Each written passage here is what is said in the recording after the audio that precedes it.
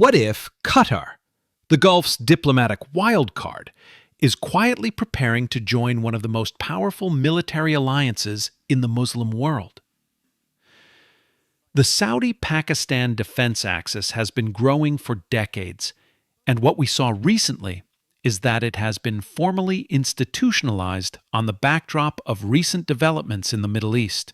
And now, there's a whisper in the corridors of power. Qatar might be next.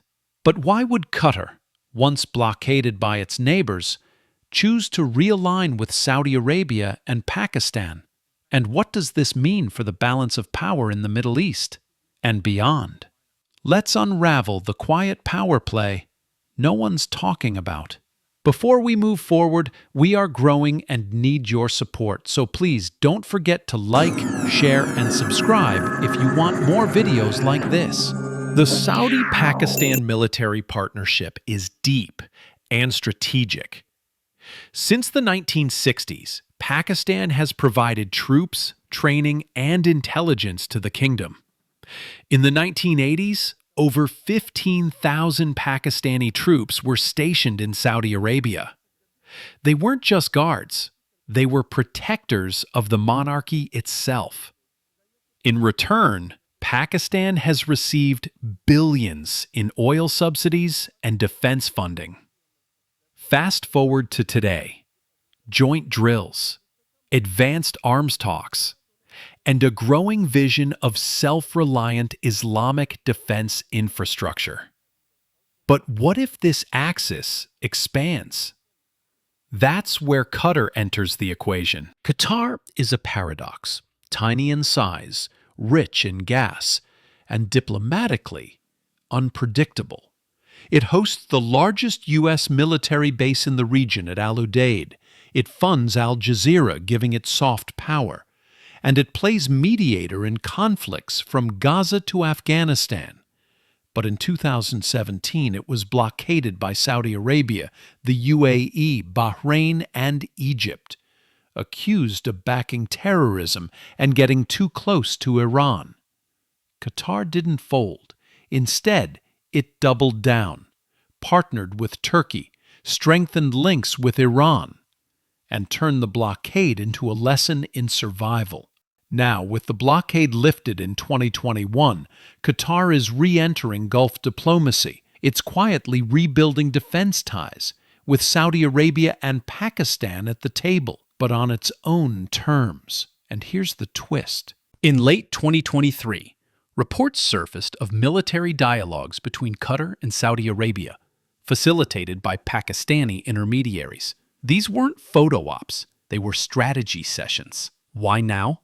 Qatar understands one thing clearly. Energy wealth alone won't protect it, and the U.S. is no more a reliable partner when it comes to defending its sovereignty. Recent attacks on its soil by Israel has shaken its confidence at its core. With the U.S. less predictable and reliable, and Turkey overstretched, Qatar needs new military insurance. And aligning with a Saudi-Pakistan defense bloc could offer just that. Pakistani troops for deterrence, Saudi air defenses and surveillance systems, joint tech and intelligence sharing, less reliance on the U.S. due to its unpredictable stance when it comes to providing defense shield. It's not just about protection.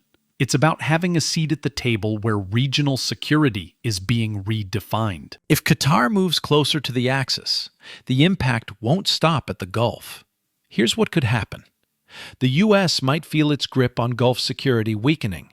China, already building ties with Pakistan and the Gulf, might see an opportunity to push a new military and economic order. And Turkey, once Qatar's closest military ally, could find itself pushed out of the picture, unless it joins the game. This isn't just a defense move, it's a geopolitical rebalancing. So what happens if Qatar does formally align with the Saudi-Pakistan axis? It would mark the first time since the blockade that Qatar commits to a regional military bloc led by Riyadh and Islamabad. The result? A three-pillar military alliance spanning the Gulf and South Asia control over major energy routes, defense resources, and ideological influence in the Muslim world. a shift toward a post-American Gulf, where regional powers define their own red lines and enforce them. But here's the real question. Is this the seed of a Gulf NATO, or the starting point of a new East versus West power competition? The world is watching Ukraine and Taiwan. But beneath the headlines, a silent alliance may be forming in the sands of the Gulf. Qatar might just be the next domino to fall into place. And if it does, the entire security architecture of the Middle East will shift. So, is Qatar playing all sides, or finally choosing one? Let us know in the comments, and subscribe, because next time we're revealing who might be pulling the strings behind this quiet alliance. Thanks for watching.